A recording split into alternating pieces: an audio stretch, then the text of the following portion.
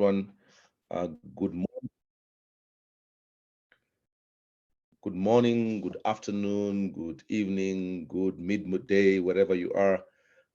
Thank you so much for making time to join us today. So my name is Frank Aswani. I'm the CEO at AVPA, and I'll be your host today.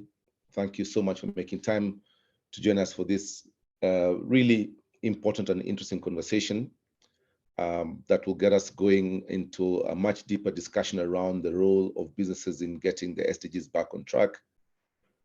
For those of you who are aware of how Africa is performing with regards to the SDGs, we are on course at best to meet only 2 of the 17 SDGs, at best. So this is a really important conversation for us to start thinking through as we try and reduce the opportunity cost of not making those SDGs come to life between now and 2030. So without further ado, please note that this conversation is being recorded. This meeting is being recorded. And the way we'll run it, I will host, I'll ask our guest, Amanda, we'll go through a couple of questions with her, after which, or during which, we'll also bring in some additional questions from the audience. So I do encourage you to please put your questions in the chat. I'll try and get to as many of them as I possibly can and weave them into the conversation as we go along. But we're really excited to have Amanda here, who's a research fellow and research professor at IMD Business School, to discuss some of the research she's done in this space. Before we go any further, Abid, do you want to go to the next slide?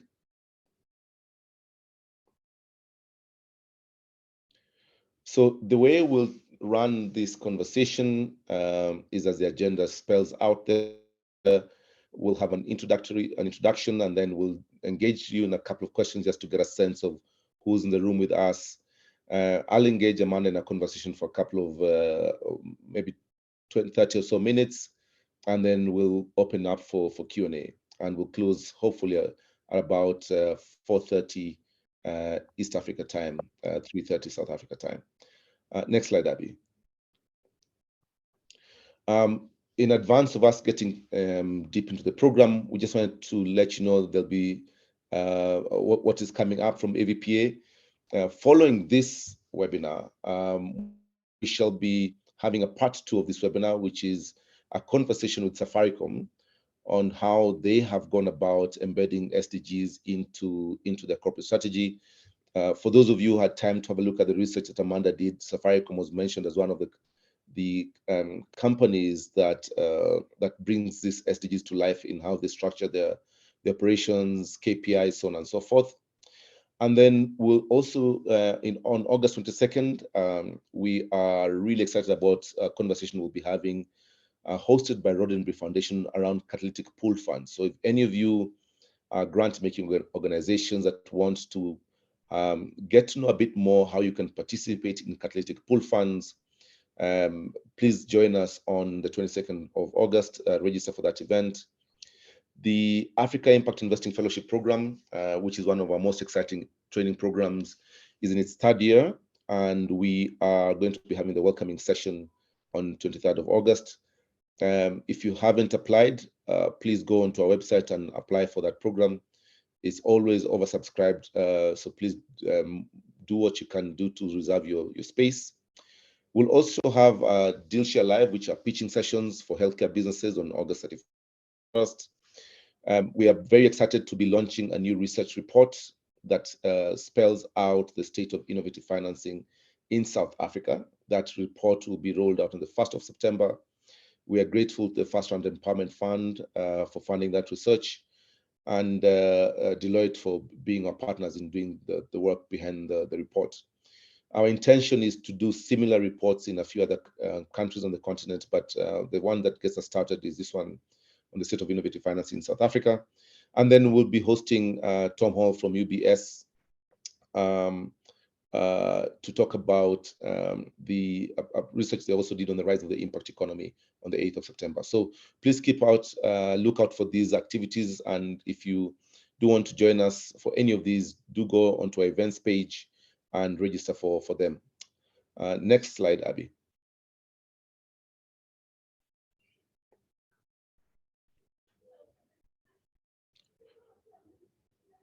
So we'll get started with just a couple of questions to engage and get to know who's in the audience. Abi, I think we can go live with the Slido. So please get your cell phones ready. Those of you who've been with us before will have been through this routine.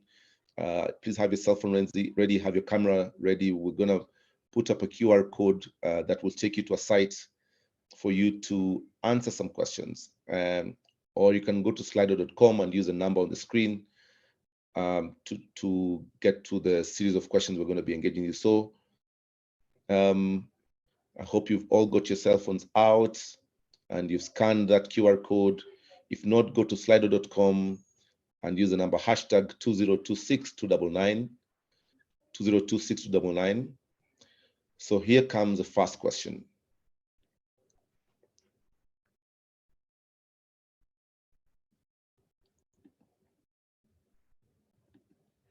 Which country are you dialing in from?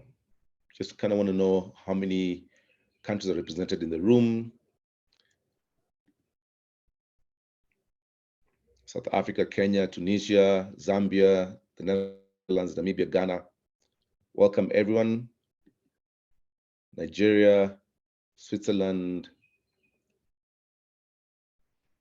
Please use your camera on the QR code and you'll get the question pop up on your phone. Alternatively, go to slido.com and use the hashtag number that's shown on the screen, hashtag 2026299, and it will take you to the questions. Okay, there should be a few more countries because only 19 people have responded. Okay, Ghana, no new countries apart from these ones. The UK, all right. So good people from far and wide. Okay, Abby, can we take the next question?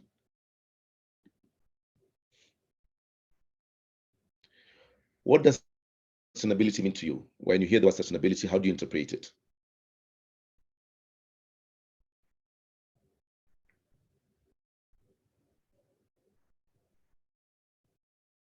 We'll take about 30 seconds on this question.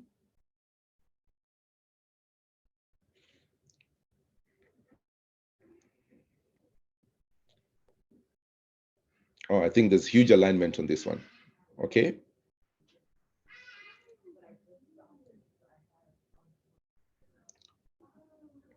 Awesome.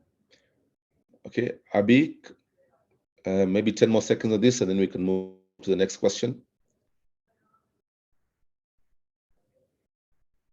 Okay, overwhelmingly people say meeting the needs of the present without compromising the ability of future generations to do the same. Right, next question, Abby.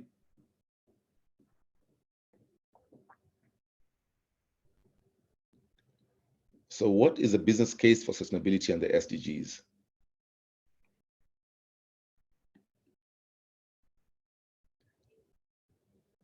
Do you think it's the way to do business? Do you feel it's something extra?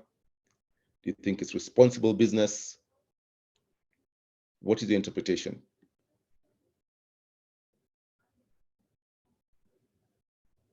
Do you think it's something you do after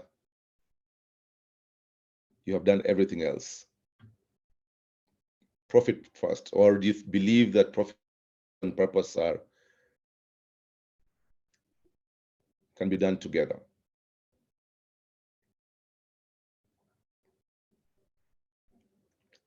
Okay, we've got people typing. That's awesome. A business cannot function in a world where people aren't able to survive. At the very least, it's ensuring there's a market to trade in the future. Cool. It's a must. It should be in the DNA of the business. A balance between profit, risk, and impact. Responsible business should become the norm in business, so we should mainstream that. It's necessary to sustain business.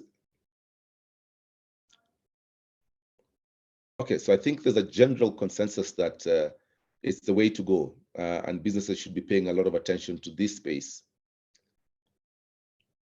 Should be incorporated into business with emphasis on people, planet, and profit, shared investments,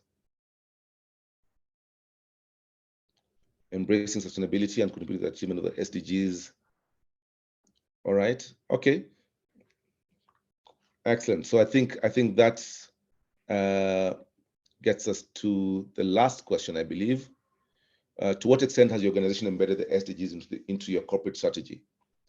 Not at all, somewhat, or fully embedded. So fully embedded on somewhat, fully embedded not at all.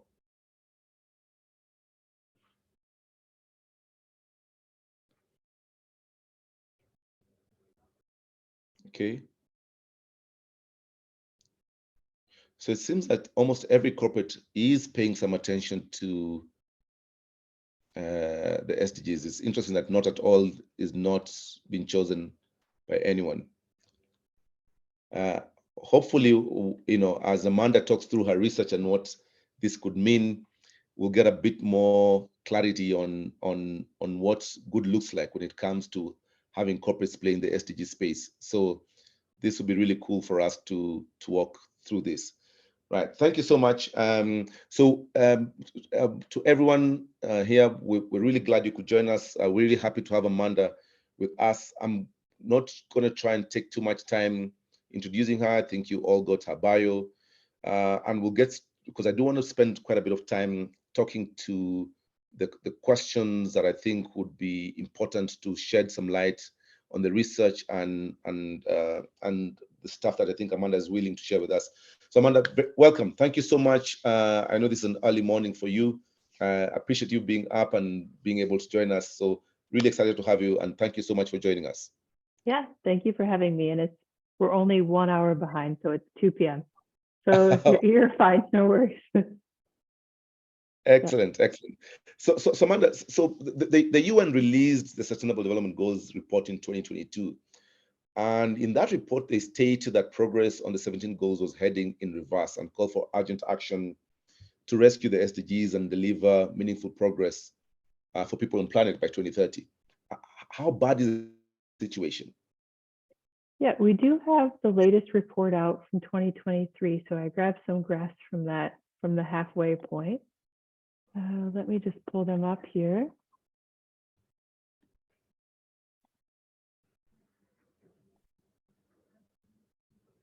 Yeah, it looks good. It's in full screen for you.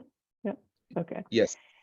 Okay. Here's a dashboard. So every year the UN is putting out the Sustainable Development reports where they get some indicators from each one of the countries that have signed on to the SDGs. And here's the overall dashboard for the globe in terms of where we are at for each one of the SDGs at a goal level. So as you can see, none of the SDGs are in the green.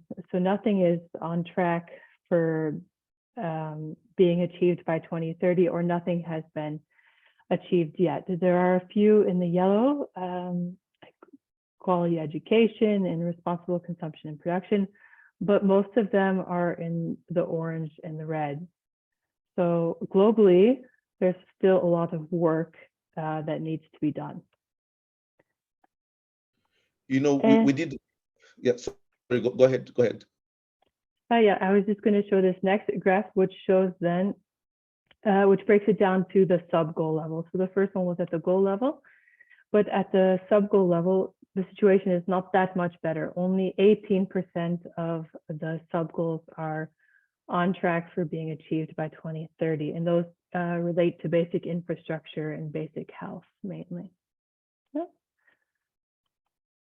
And I just wanted to let you know that you can investigate further the Sustainable Development Report and really break it down by region and by country, because at a global level, maybe the picture is not so relevant, but you can find out what countries you're operating in and look further into the statistics to see where we are in terms of each one of the 17 SDGs. Yeah. Okay. This is really good. This is very cool. And Amanda, we can share these slides with the audience if you're happy to allow us to do that. So that's excellent. Yeah, absolutely. Excellent. And you can find it all online too if you Google for the Sustainable Development Report. So that way you can really interact with what they've done. Okay, fantastic. And tell me, what's been the impact? And the world is going through some unusual shocks in the last couple of years. What's been the impact of COVID and other recent crises like the Russia-Ukraine war on progress towards the SDGs? Yeah. So for COVID, we have some good research coming out on this, where people have really looked in detail to see how the impacts of COVID have influenced the SDGs and our progress there. For things like the Russia-Ukraine war, we don't have so much good research yet at the moment, so mostly anecdotal evidence. But this is again from the UN's official tracking of the Sustainable Development Goals, where you can see how the SDGs were progressing before the pandemic with the dotted line there, the track that we were on, and then you can see the discrepancy there that has been caused because of the pandemic. And looking at some research, I found some really good graphs on this too that have really looked into the details of why progress has stalled and which impact on which SDGs that this has had. So in this study here, that they found that there were three main reasons why there has been such an impact on the SDGs. First, the health impacts in terms of COVID. Obviously, a lot of people died or were in serious health condition. And then a lot of economies were shut down or slowed during the lockdown. And also there was a shift in resources that could have been used for other areas that were used to just survive during the pandemic time. So we can see from this research that has been done, they have looked at the impact of each one of these shocks on the SDGs. And the overall picture is here. So mainly for the social goals were the most heavily impacted, especially in terms of poverty, obviously, because so many economies were shut down for so long. The only areas where we see positive impacts were the environmental goals. And this is obviously because if things are shut down, then there's no increase of impact on the environment anymore. So I think with the war in Ukraine, we don't have as nice studies as this one here, but at least in Europe, we felt the prices of food going up really high. And there were also a lot of problems with energy and maintaining access to energy, since so much of Europe is dependent on Russia for energy. Okay, yeah, and I know Europe went through a real tough time with that aspect of energy and just not having access to oil from Russia, and some huge, tectonic shifts were experienced in Europe around energy consumption and energy costs because of that particular access to Russian energy and oil. So let's jump into your research, because I think it brought to light some really interesting stuff, and your research speaks about putting the SDGs back on track and the role of businesses. Yeah. So there's a perception that SDGs are a development sector framework, and responsibility and concern, and are not a responsibility and concern of the private sector. So this is something for the development sector or the private sector.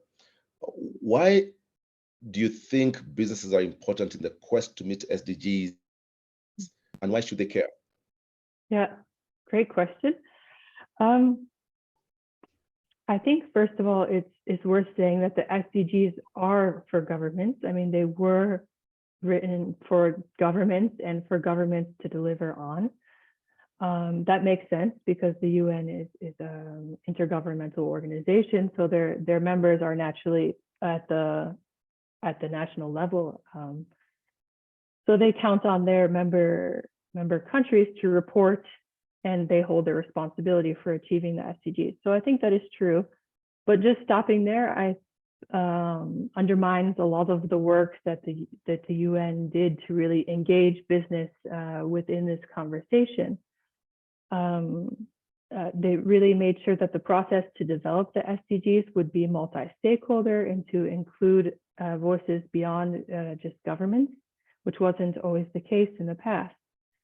So the UN is really looking to other stakeholders, particularly business, to help deliver on the SDGs, to be an equal partner in this journey. So, and this is I think, a really big achievement that needs to be recognized. And you can't just say the SDGs are for government, so that's why I can just ignore them, which I think we saw from the beginning of the presentation. That's not the opinion of most people on this webinar, but there was really a lot of effort put in from the UN to make sure that business was engaged as an equal partner and has a seat at the table in this set of development goals. This wasn't the case for the Millennium Development Goals that came before the SDGs. Some businesses, of course, knew what the MDGs were, but they were not so actively engaged, such as integrating the MDGs into their strategy. So I think in that sense, we've really made a lot of progress in this set of development goals to include business as a partner.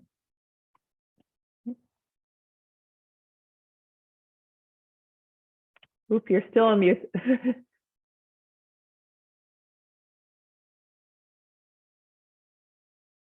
Sorry, I forgot to unmute. So why do you think business should care, Amanda?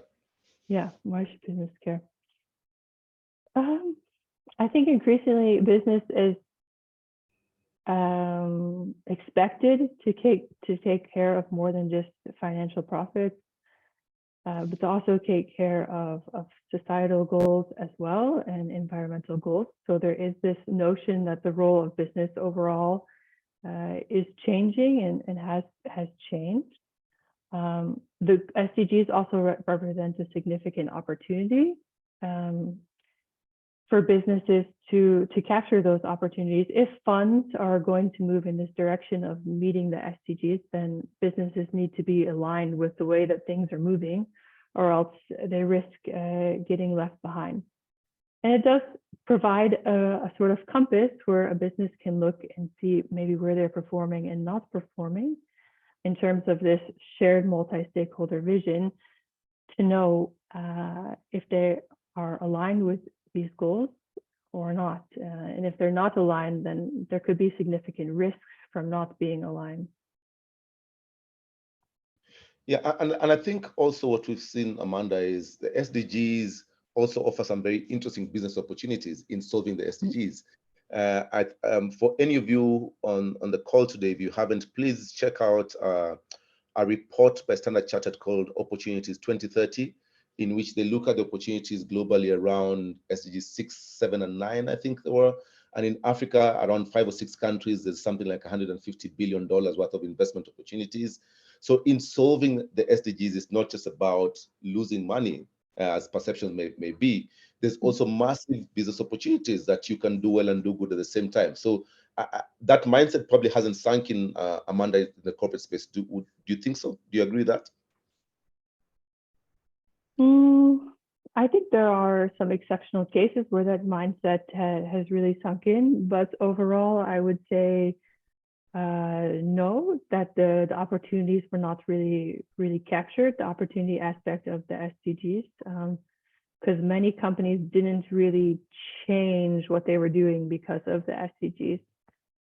They didn't find out, okay, maybe we're not doing anything on SDG 3, good health and well-being, and what could be our opportunities there. They didn't make that extra leap to change what they're doing. Okay. And to the audience, please post your question in the chat. I'll try and get to as many of them as I possibly can. So Amanda, let's go into your research, because in your research, the highlights focused on the handful of firms that have integrated SDGs into their corporate strategies to better understand these rare cases. So there are organizations that are actively playing in doing so, in aligning profit and purpose. Would you kindly share some examples of these companies that you found through your research that have done such a good job of integrating SDGs into the strategy and what they did right? And then I'm also very curious to find out, did they, in the process of doing that, did they have to compromise any shareholder value or profits, or did it actually add to their shareholder value creation and profits? Yeah. Maybe I'll just give you a little bit of background information. So I started my research on the SDGs back in 2014. I was doing field research with the World Business Council for Sustainable Development. and helping to work on the SDG Compass, which is a guide for business action on the SDGs. And I thought at this time, oh, this is really fantastic. Now we have a framework that tells us what sustainability means at a global level. Because before we didn't really have this shared global framework for stakeholders of all sectors about what sustainability meant. And for a lot of companies, what sustainability meant was more at a firm level focus about energy efficiency and these types of things. So I was totally excited. Oh, this is great. Now we have a framework to tell us as a world and as society, what do we need to achieve in terms of sustainable development? So I was very excited just to talk to companies and to see what they were doing. So I did a lot of early interviews in 2015 with companies about what they were doing in terms of the SDGs. And I think then the ambitions were really high. We're going to integrate this into our innovation pipelines, and we're fully going to integrate this into our strategy, look where the opportunities are. But then as time went on, there were fewer and fewer companies where I could find examples where they were really doing something significant with the SDGs. Things have kind of fallen off. But that's where the examples came in from this piece that this webinar is based on, from Novozymes, Ramboll, and Safaricom, were companies that I had talked to that really stood out, that were doing something significantly because of the SDGs. So what they were doing was unique, and it was custom to their companies. And I think what's common across all of them too is that they didn't keep the SDGs in the sustainability department. So it was really, really integrated throughout the business in different ways. Novozymes, one of the companies that is mentioned, biotech, they took approach of integrating it into their internal processes as well, but really taking an innovation approach as well, and setting up structures so that they can measure all of their upcoming innovations in their pipeline against the SDGs, and making sure that they are aligned with helping to achieve the SDGs, and being able to prioritize innovations in the pipeline that really did help to meet the goals, and working through partnerships, many partnerships, to help implement those innovations. And then the second example was from Ramboll. It's an environmental consultancy company, and they took more of a measurement and reporting approach.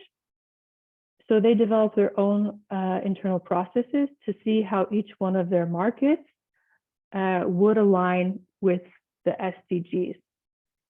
And they measured this, and then the directors for each one of the markets was expected to increase the amount of SDG profits over the years. And this really helped them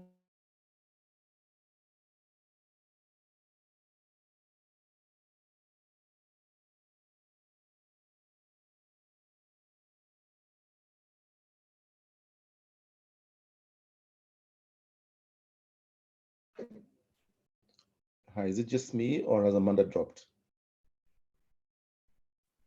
Yeah, she did. She's frozen. She's frozen. Yeah, she's dropped. Okay. Okay. So let's give a bit of a minute or two to come back. I was wondering if I could bring in. We have some Safaricom employees on the line with us today, or people who have worked for Safaricom at some point. I want to check and see if Joe Gutu can. Joe, are you able to unmute yourself? Amanda looks to be back. sorry. I don't know how long I was gone for. I was talking. Don't worry, you were going for like 30 seconds or so. Okay. Do you remember which example I was talking about? The biotech, I think, company is where you were. Yes. I was still on Novozymes then. Yes, Novozymes, yes. So just to wrap up there, they really took an approach to integrating the SDGs into their innovation pipeline to make sure that the innovations that they were developing were aligned with the SDGs, and the ones that were aligned could be prioritized. And then the second example came from Rambo, which is an environmental consultancy, and they really took a measurement and reporting approach to how they integrated the SDGs. So they developed their own internal process for measuring the revenues from each one of their 6 markets and how they contributed to the SDGs. And it was the goal of the director of these markets to make sure that as the years went on, their profits towards the SDGs would increase. And this really helped Rambo to go from sustainability just being one part of their core corporate strategy to really being the center, the core of their corporate strategy. And the last example was from Safaricom, and they were really successful at integrating the SDGs throughout their organizational culture and processes, and linking it to their partnerships and also their technologies and core products. Okay, yes, Safaricom, fun enough, have been really impressive about that. And for the purpose of the audience, we shall be the second part of this series of webinars. We shall be featuring Safaricom in a deep dive to how they've actually brought this to life within the organization. So we'll be having another webinar to be announced soon in the next couple of weeks where we'll feature Safaricom. So please keep an eye out for that. But they've really impressed me in just how they've been so committed to this particular drive to be SDG compliant, and still been probably one of the fastest growing and most profitable companies at the same time. What did you find interesting about how they went about, really embedding the SDGs into their strategy? Yeah, I'm really glad that you will have a follow-up webinar, because I don't think I can completely do justice to all of the work that they have done. But I was just really impressed by all the conversations that I had with them. First of all, they were very genuine. Sometimes you talk to companies and you feel that maybe there's really not anything going on there. But in these conversations, you could tell there was a lot of work going on, and true integration was happening. They started from the very beginning, and I think in the beginning they were working with KPMG, and this is how I actually found out about the example through some connections there. So I got a recommendation that you need to talk to Safaricom. They're doing really wonderful things, and it was true. And it really stood out, this process that they went through internally of talking with all the employees to find out what do the SDGs mean for you? What does it mean for your daily work? Eventually, all the employees set targets, annual performance targets related to the SDGs. They also integrated the SDGs within each division of the company. So like the director of marketing and finance all had their own vision and goals related to the SDGs. Also fully integrated the SDGs into their purpose statement and their mission statement, and also throughout the partnerships and some of the mobile phone technologies that they were working on. So it was just really integrated through every aspect of the business, and they really took the time to touch everyone in the company and make sure that they were aware of the SDGs. Yeah, I mean, way before we started talking about SDGs, I remember being in Safaricom once, and I was pleasantly surprised by how every single employee had to have the SDGs in their KPIs. And this really brought to life the whole organization being aligned behind purpose. And you can see the commitment of Safaricom employees. To the best of my knowledge, people stay in Safaricom for a long time as well. They have a very high attrition of employees, and I think that should have something to do with it. We're lucky to be joined by Joe Ogutu, who is the chairperson of the M-Pesa Foundation and Safaricom Foundation within Safaricom. Joe, you were in Safaricom when all of this was taking place. Do you want to talk to us a bit before we bring Amanda back on just how you guys went about bringing these SDGs to life?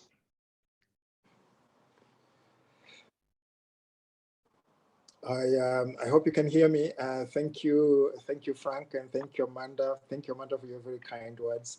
Um, Let me say just one or two things. Number one, when the Sustainable Development Goals were pronounced by the United Nations, I think it was 2015, going into 2016, our CEO then, Bob Collymore, recognized that this is definitely one way that if we focus on SDGs, we will make a big difference to the world and to livelihoods, particularly for us in the developing world.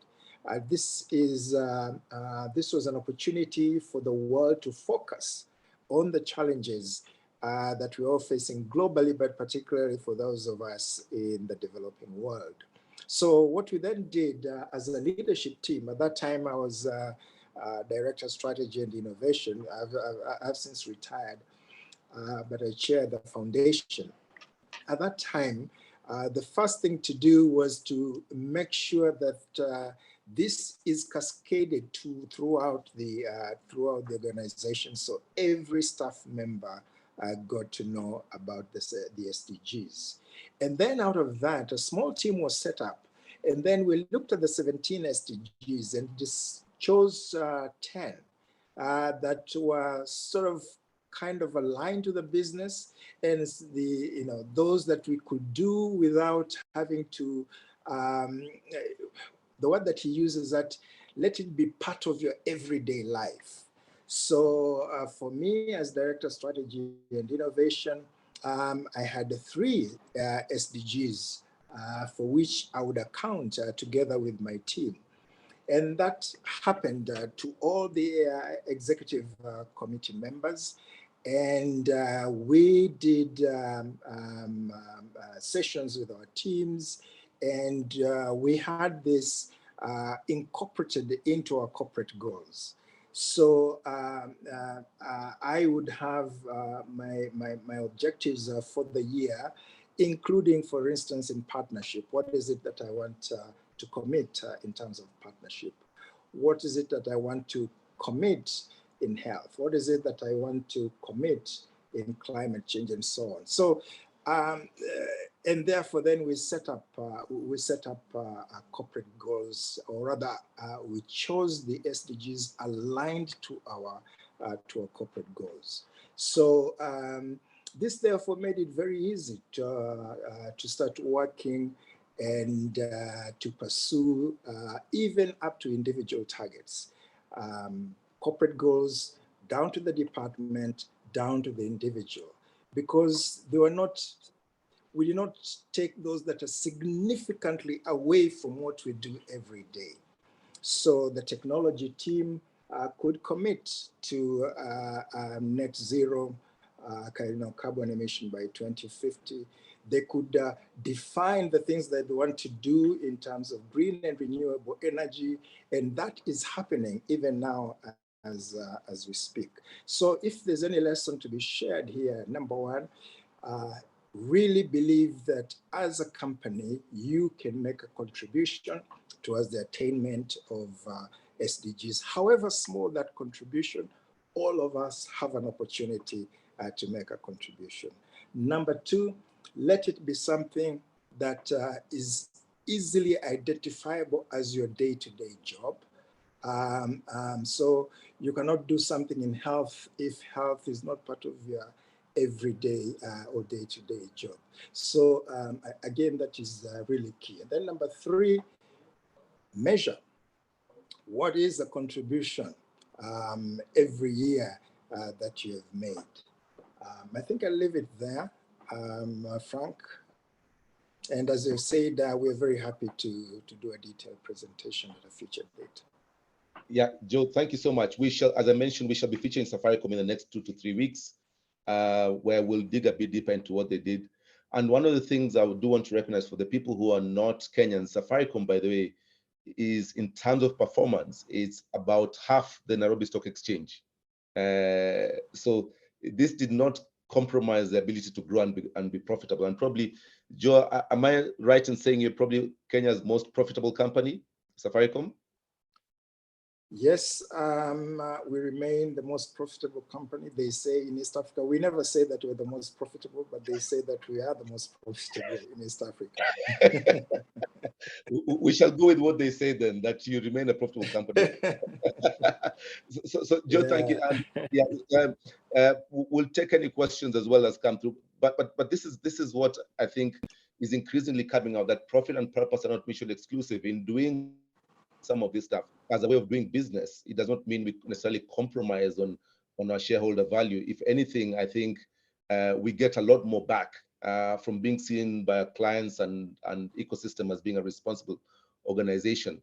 And think this is increasing evidence to this effect. But one of the things that Joe mentioned, Amanda, was measurement. And in your research, you speak about SDG washing. Please, first of all, define it. But why I wanted you to speak to it is that you also mentioned that SDG washing is more encompassing and potentially more detrimental than greenwashing. Please explain that phenomenon. Yeah, so what greenwashing would mean for me is more it's at the product level. So if you have a product or service and you're claiming that it's sustainable or that there are some environmental benefits, when these environmental benefits may not actually even be there, or they might just be marginally better than the product that has been offered before. So this term SDG washing has been thrown around in many different places, but we wanted to kind of define it and give some examples. So for us, we defined it as when a company makes a claim that they are contributing to the SDGs, but they don't have any evidence or measurement to support that they are making this societal level contribution to sustainability. It's potentially more harmful or more serious because the SDGs are just much broader than one product or service. So the SDGs are for all stakeholders, and it's at the national level and even through the UN at the global level. So a company making a claim saying that we are contributing to progress on this global level is just much more serious than saying, this product is environmentally friendlier than it's not. So I think a lot of companies fell into that trap where they went through all of the SDGs to see where they align with their business activities and started to say, we're doing this, or we're doing that, and this contributes to SDG 4 or whatever it might be, without actually thinking, was this initiative or this sustainability activity designed to create change at a societal level? And yeah, we give some examples of SDG washing in the article as well. For example, companies that have had training programs around for a long time, and they just say, this is contributing to quality education. It's like, yeah, maybe, but probably not at the level that the UN is talking about. And then another example was a tobacco company that claimed positive contribution to all 17 SDGs, when obviously tobacco has serious impacts on health. So it just can't be that there are positive across the board. And the final example was a beverage company that produces sugary soft drinks and just completely ignored SDG 3, the good health and well-being, in their communication and reporting on the SDGs. So that's kind of hiding a negative impact, not even turning it into a positive, but just pushing it aside and completely hiding that negative impact. Yeah, and I think, Amanda, your point that also highlights some of the challenges we have, let's say, that even within the ESG space, is we don't have an audit process. We don't have ways of verifying that some of these claims are legit, number one. Number two, we also don't get corporates offering us a balanced reporting of the negative impacts of their work. And I think that has left some gaps in how we, in the credibility of some of the reports we see coming out. Yeah, I mean, definitely this is widespread and happens all the time. You rarely see companies that are reporting on their negative SDG impacts. We did find one example of Samsung that had in their sustainability report listed negative SDG impacts. So yeah, it's understandable from a marketing communications perspective that you don't want to put negative impacts, but some things are just obvious. Like there's someone in the chat saying a tobacco company claiming positive contributions to 17 SDGs. I mean, you don't have to do a thorough analysis to find out that a tobacco company is not positively contributing to all of the 17 SDGs. So I think being direct and being transparent about those negative impacts can help the reporting to look more genuine instead of just a communications piece. Yeah, indeed. In fact, we are working on rolling out a program with UNDP called the SDG Impact Standards that is trying to bring a lot more consistency in the marketplace. So what the standards will do is to bring in more standards through which you can compare programs within companies or companies across industries or within industries. And then the second thing that I really like about the standards is that they bring in an assurance or audit process. So before you can go out and make any claims, you need to have your claims audited. And that's that standards will help us move beyond ESG into sustainability, because I think it will really help us be a lot more careful about not only what we report, but also what we claim we have delivered. And right now, I think in many of these impact reports, it really depends on how good your marketing department is and what they can do with what the claims that you're making. So I do agree with you, this space badly needs some sort of confidence through the measurement and assurance and audits that could bring a lot more credibility to the claims that we make. So the people on this webinar who probably are interested in wanting to start down this journey. And I think if you look at the poll question earlier, there's a number of people who are saying they're kind of somewhat engaged in the SDGs. So what were some of the best practices your research uncovered that they could follow? And can you speak to someone that you'd recommend to any organization that's seeking to take a journey down this path? Yeah, so it was great to see that many companies have already done something, but I think the first step for many companies is to do this SDG mapping, to look through all the 17 goals, maybe even at a sub-target level, to see where they align with the company's impacts, positive and on the negative side as well, and also to do this along the supply chain. So I think most companies did that mapping, and they have an overview of, how their processes and products relate to the SDGs. I think that's kind of the point where we then see that there's a lot of divergence in what companies do after that. So I think the majority of the companies after that then just did this analysis, and they kept doing what they were doing, and they put the icons in their reports, and they kind of stopped there. But I think where the rubber really hits the road is at this point where you've done this analysis to really look at what are the impacts, particularly the negative ones, and what you can really change about what you're doing. Of course, you have to prioritize. You can't work on 17 different things. You have to prioritize the ones that make the most sense for your company and your capabilities. So I don't think any one company should work towards all 17, which is also when you see all 17 in the report, it's also like, okay, how genuinely is that company working towards all 17 goals?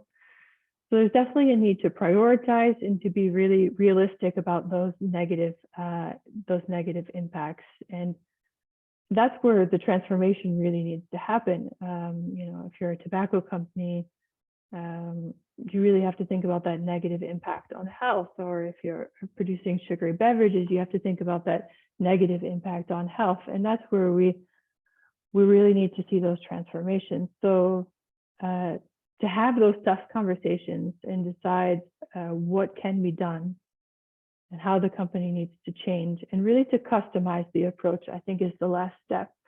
Of all the examples that I was really impressed with, the approaches were really customized. So the SDGs are not something you can just take off the shelf and start working with them. They really need to fit the individual culture and just whatever type of company that it is that you're working in. So map, prioritize, and customize, in essence. I just like to check with the audience. Do you think any of you, and especially people who said that the organizations have somewhat down the road in terms of embedding SDGs in their strategies? If you just use the chat, do you think your organizations have gone through this process of mapping, prioritizing, and customizing? Or have you found other approaches? And if you've done any other approaches, what have you done? Just if you can just put a bit of a chat or some notes in the chat, just to give us a sense of what approach have you used that's different from what Amanda's just recommended, as seen from our research. It would be interesting to see what people are doing out there. But I guess, Amanda, what's most important is not necessarily to get it perfect, but to get it started. I think that's what is very, very clear. It's people, it's a commitment from leadership to be seen to be a responsible company that matters the most, and just to get the process started, right? Yeah, absolutely. To get it started, and it obviously helps if there is top management support as well. I think in many of the more genuine cases that I've seen, there was definitely a strong push from top management. Yeah. I think Courtney makes a point in here that in South Africa, there's a robust system that has been used for economic development that may be helpful. Companies that may want to be listed on this JSE must be compliant. And Courtney, I think happy for you to unmute yourself when you talk about compliant. Do you see more compliance or do you see more commitment when it comes to this particular process? So what's been your observation around what you're seeing with JSE listed companies? Yeah. Sorry, you broke up a little bit in your question. So when you look at the regulation in South Africa on the JSE, do you see more compliance or do you see commitment? Because those are two different ways to doing this. Absolutely. So what it's called is called broad-based Black economic empowerment. There's 5 pillars of it that actually have to do with each industry. And that's a good question, whether or not that distinction makes sense in speaking to traditional capitalist sort of ways of doing business. For me, I've been able to study this around the world, and this is the first actual unit of measurement where there is accountability, as far as if you're not compliant, you actually aren't able to participate.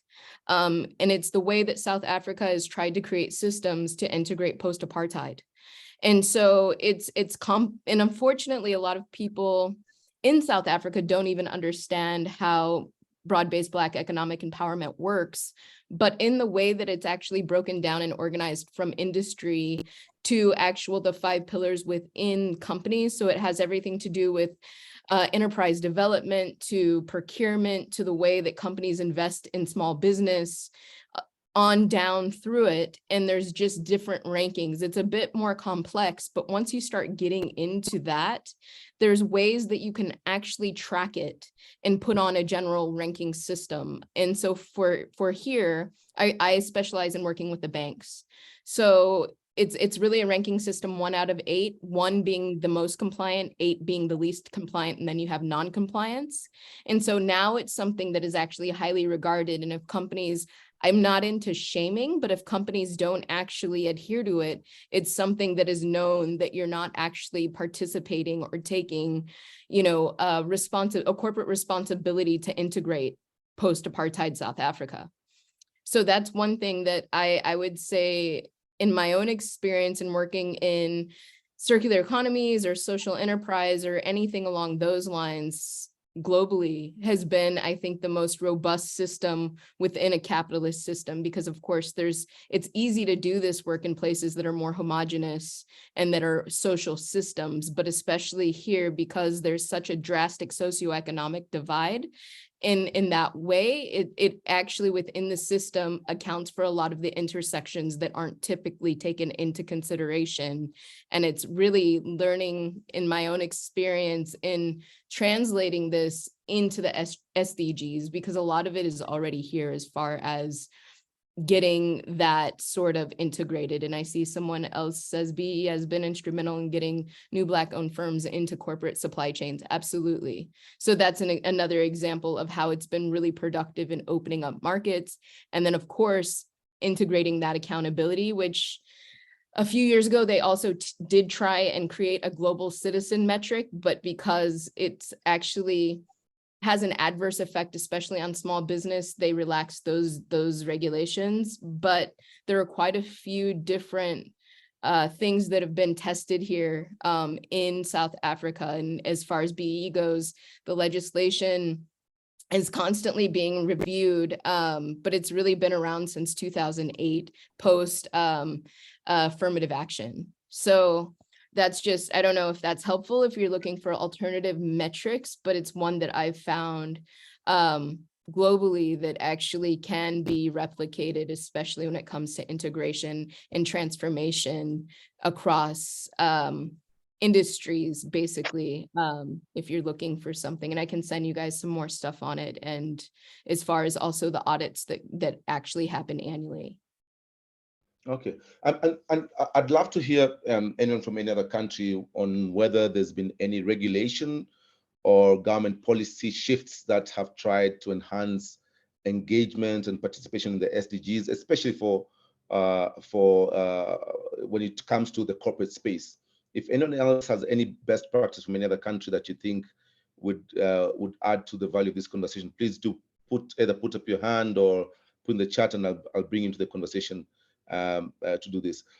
I mean, or any other person who has a thought process that's different to Courtney's with regards to the effectiveness of the B pillars and SDGs, you're very welcome to please contribute to the conversation.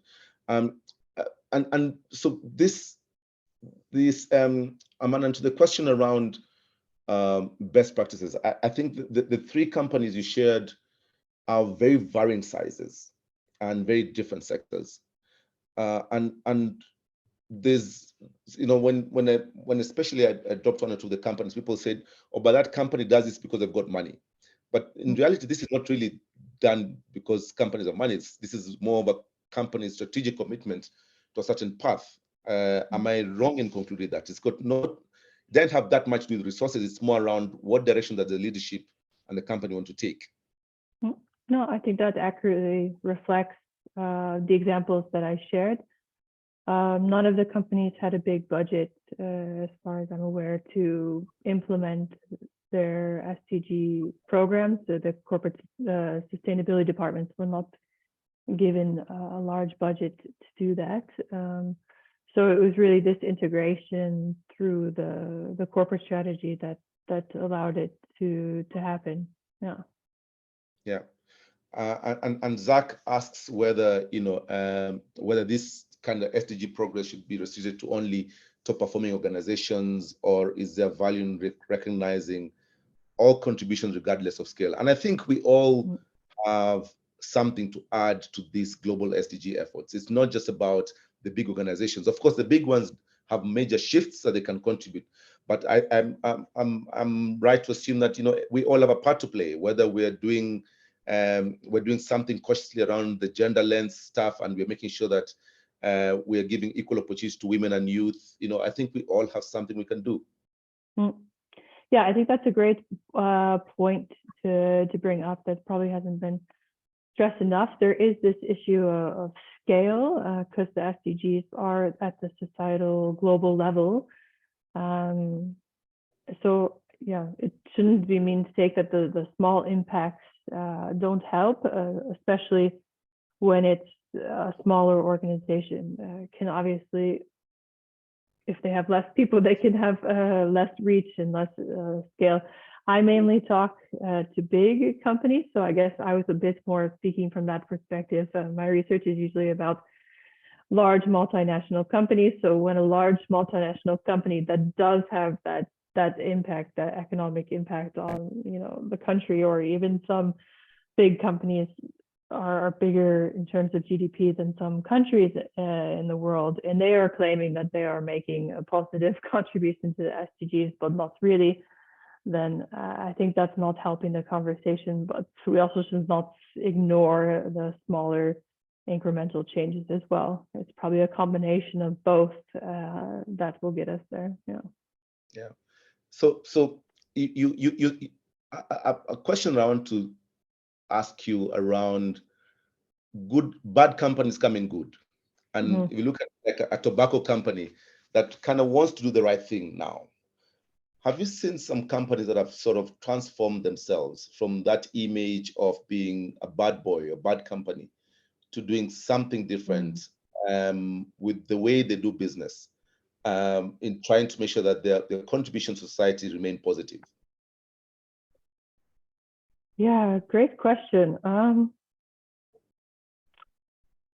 I don't think I have a really great example of that, of a big company that has made a drastic change. I think just because there's so much path dependence, just because there's so much stuff already in place, it's hard for these big companies to change. There are a lot of them that are aspiring to do so, but I don't know if I could point to any one particular one and say that the change has already happened. No. Yeah, I think if you look at Coca-Cola, for example, they've tried to really put an effort to reduce sugar in their drinks. That's one company I know that have been very deliberate about trying to cut back and support efforts of sugar consumption. But I was just wondering whether there's any other that I see a lot of oil companies that are changing their branding to becoming energy companies and what they're doing in that space. So hence my question, and whether a company that sits right now in a space where it's got a negative perception can actually still get things right. Yes. I mean, I would like to believe that this is possible. I think there's a lot of ambition. And I think what follows that ambition, when I look in to see what the companies are actually doing, tends to be more incremental change. So more in the being less bad space. So there is change occurring, but nothing really, really drastic in that sense. Yeah. So Samir asked a really good question about who drives the voice or the efforts behind SDGs. And Samir asked, don't you think that the limited interests of largest financiers to some of the SDGs explain why the SDGs, I presume it was meant to be, are not on track? Climate is in the agenda of all, and at a small extent, gender, hunger, and health, but other SDGs are even excluded. A good example is education that cannot be found by some DFIs. I have some thoughts on that. What's your reaction to that question? Maybe you can answer first while I read it again. Yes. So Samia, you are right, and especially in Africa, if you look at generally in Africa, we have tended to assume that any money coming to capital comes from outside. So we are a continent that's been built largely on aid and some government funding, but we tend to assume that a lot of the capital that's coming from outside has to, for impact that comes to solving our social issues, come from outside.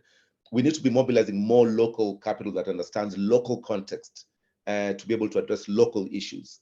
And one of the big things we're trying to do at AVP is how do we catalyze that unlocking of local capital more than foreign capital? Because also just the foreign exchange premiums that you import when you take in forex capital is huge. And many of our people who are getting investments from outside in dollar-denominated instruments, for example, are having to pay 20-30% more going back. But what we do locally, and what are some of the unique type of capital we need to be looking at? And so we've got to be driving on. So look at something like climate. I think Africa, the climate is a big topic, but Africa contributes only 4% of global greenhouse gas emissions. And of those 4%, 2% is South Africa. And I think ahead of that 2%, 1% is ESCOM. So our contribution to the bigger climate agenda is limited from a mitigation perspective, but is mainly around adaptation. So we've got to be the ones who would to be talking a lot more about adaptation and seeing how we can unlock capital, local capital to address adaptation challenges. So that's one thing. And also, how do we make sure that in as much as the global agenda is around climate, to make sure that the conversations happening are not on climate in isolation, but at the intersection of climate and things like hunger, climate and gender, climate and health, climate and education. So we've got to be the ones helping the outsiders coming to Africa to address these things with intersectionality in mind, because we understand the context. There's no way you're going to talk to a woman in the village about climate when her kids are hungry. But if you talk to her in the context of why we need to do some adaptation things so that we can secure future food security, then you've got a better chance. That will be something. That will be an example of something I'd say. But we've got to see how we, in unlocking more local capital, we can influence a lot more of what is done locally, but also be on the tables when these conversations are happening to influence the money coming from outside and players coming from outside to understand our local context. Yeah, I guess I will just add I come from more the corporate perspective. So I think from that perspective, there is a lot of focus on climate and not as many of the other SDGs. Because climate has been so much easier for companies to measure and report on because there were some early advances made in terms of the greenhouse gas protocol. So I agree that climate gets a lot of the focus, but there needs to be focus on the other SDGs as well from a corporate perspective. And we're seeing a lot of movement now going on in the biodiversity space, which is great because these SDGs, they are interconnected and we have to think about them more holistically. And I think in terms of the more social issues, the focus on the social issues for the big companies, I would say tends to be more philanthropic, but not really integrated into the strategy. So I think there's definitely room from the more corporate perspective to expand and to be more holistic in approaches. And Amanda, I couldn't agree with you more about when you think about addressing things like SDGs or being part of SDGs, it's not just about the philanthropic part of the corporate, but also how we do business. The nature of how we make these business decisions has also huge impact on the SDGs and the impact we can create. So being very conscious about asking those tough questions internally, like what percentage of our material is sourced responsibly, what percentage of our supply chain are women and girls and youth. You know, those kind of questions we've got to be deliberate about, and not just think we can do all the dirty stuff on the business side and then appease the world through our philanthropy. You know, yeah, that I totally agree with you. We should be consistent throughout the organization in terms of our approach towards how we are responsible and doing responsible and carrying out responsible business. Yeah. Okay. We're going to take the last 2 or 3 questions. Simone asks again, how can we better support female founders in Africa who are addressing SDGs through sustainable business models? She leads on insights at the GSMA Innovation Fund, and they fund startups in these emerging countries that address SDGs through the use of mobile technology. We find that partnerships with mobile operators, particularly in Africa, helps to maximize impact at scale. You can, yeah. So Amanda, do you have any thoughts on that question? I have a few. Yeah, I think it would be better if you start because I don't know the context as well. So yeah. Yes, yeah. So Simone, this is another place where we've got to be deliberate about this. So if you think about what makes a difference in this impact space, so every business in Africa especially has impact, but not every business is impact investing. We need to be thinking about how do we get more businesses to have an impact investing framework or thought process, because that's where we create the additionality and intentionality of impact. That's where we create additionality in terms of additional jobs, you know, whether we're doing increased food security, responsible protection of forests, so on and so forth. But what intentionality brings into this conversation is we deliberately take resources where on their own they do not go. Okay, if left on their own, those resources or that investment would not go to some of those places.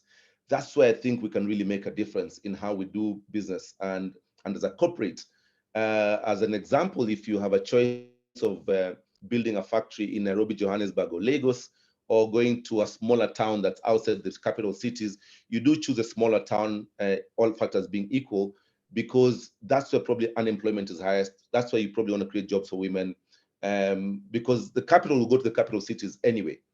If you don't build the factory there, someone else will. But what is our intentionality around behind really doing stuff that supports resources going to places where there are gaps, and where if we don't make deliberate decisions, those resources are not going to move. So those kind of things, I think, the kind of stuff we need to be deliberate about. Now, in Africa, this something like that, we know that only, I think, 3% of money goes to female-founded businesses. So we've got to be deliberate and intentional about making sure that money goes into those places, because left on their own, it won't go. So this is where we've got to be deliberate about saying what percentage of our suppliers are women, for example, and set ourselves targets that we want to achieve over a certain period of time. If you're a bank, how are you helping unlock barriers to access to credit for women-led businesses? And what are your targets? Work with people like the MasterCard Foundation Africa Growth Fund, which is a gender lens fund of funds that supports gender lens investment. So those are the kind of things where the mindset has to shift. So as we talk about a responsible business and organization and a corporate, you've got to be intentional in how you do make some decisions and not just leave things to chance, because if you do, then nothing changes. We remain exactly where we are today.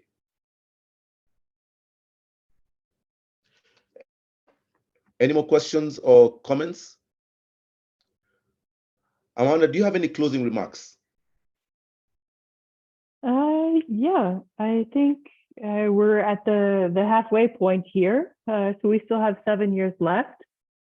So I think this is really an opportunity for everyone to look at what they're doing in their work, in their companies, to see where we are and where we can do better.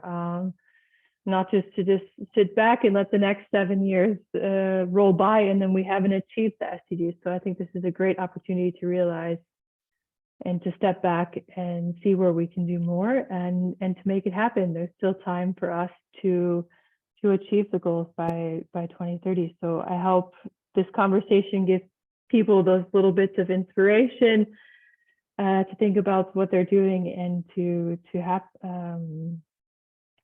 make the SDGs happen.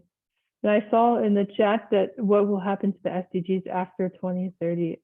I assume there would be another development agenda, and I will just mention that this is some research that I'm looking into now, is to gather the opinions and feedback from companies about how we could make the next agenda better suited for companies, so companies don't have that opportunity to say, it's for governments, it's not relevant for us, the framework is too complex. So this is something that I would be working on in the coming years. Yeah, Samia, I'm hoping that after 2030, we'll not be talking about development goals anymore. We'll be solving different problems, because if we're still talking about the same problems packaged differently, we'll have failed. And the opportunity cost of not fixing some of these things is huge. So you look at Africa, for example, we have a huge challenge with youth unemployment. We need to be creating about 12 million jobs a year to absorb our young people. We're only doing 3 million jobs a year. We have a 9 million job deficit. Let me give you an example, and let me break this down to you in a bit more realistic number. That translates to about creating 1,300 jobs an hour. That's what we need to be creating. And we're only creating 300 jobs an hour. So every hour we are running 1,000 jobs deficit on this continent. Now, if you want to start to think home a bit more, it's like every hour you might as well go and close a primary school in Africa. Until those kids go home, your education is useless. It will take you nowhere. And those are some of the things I think need a sense of urgency. So at the AVPA launch the other day, I was telling people that we need to be constructively impatient. We can't sit and wait for things to be done the way they used to be done and assume that it will all go well. We've got to be constructively impatient. We've got to be thinking about what are the things we can do to accelerate the pace of change. And corporate Africa is a major part of this contribution to this space. So if you think about even if you look at the philanthropic sector in Africa, most of it gets its money from corporate Africa. But we need corporate Africa to do more than just give money through their foundations. It's also how are they deliberate about the way they do business? And that's why this is a very important conversation for us. So we have a huge challenge for our people on the continent if we don't do something to really accelerate the pace at which we're closing this gap on the continent. And that's why at AVPA, the biggest problem we're trying to solve is how do we close the SDG financing gap we're facing between now and 2030. We don't have the luxury of time. And there are things we can fix that have huge value. We fix gender inequality in Africa. We add 10% to the GDP on the continent. $360 billion we add to the continent. So there is so much we can do, but that each one of us, especially in corporate Africa, can influence in a large way. And that's why for us, this is a very important conversation to have. We'll continue having this conversation going forward. We'll bring in Safaricom to break this down for us and to show us that profit and purpose are not mutually exclusive. And hopefully we can hear more encouraging stories. Please get in touch with us around the SDG Impact Standards training program that we are going to be bringing on board to really show you how you can embed these SDGs into your corporate strategies and also then be able to hold yourself accountable to the highest standards possible in any industry. But Amanda, I wanted to say thank you so much for your time. Really appreciate you making time to join us. And to our audience, really glad you could make time to join us today. And we hope that you'll join us for the next set of series of conversations. But from AVPA, appreciate and thank you so much for your time. Thank you, everyone.